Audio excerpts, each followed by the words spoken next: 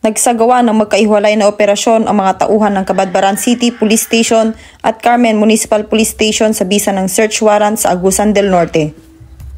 Kinilala ni Police Lieutenant Colonel Dave Anthony Capurcos, Chief of Police Cabadbaran, ang naaresto na si alias Longlong, isang high-value individual na nakuhanan ng 35 pakete ng hinihinalang shabu na may kabuuang timbang na 25 gramo at nagkakahalaga ng 170,000 pesos.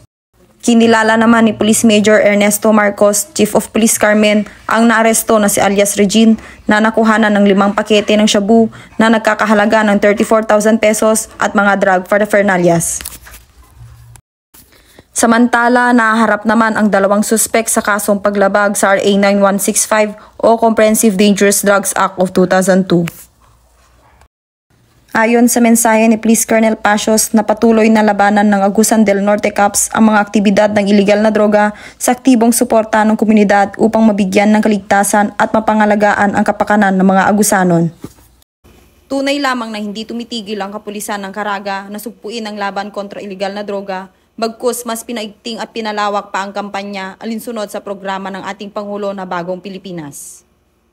Mula rito sa Police Regional Office 13, ako ang inyong PNN correspondent, Patrol Woman Lizelle Mola, alagad ng batas, taga-taguyod ng Balitang Pulis.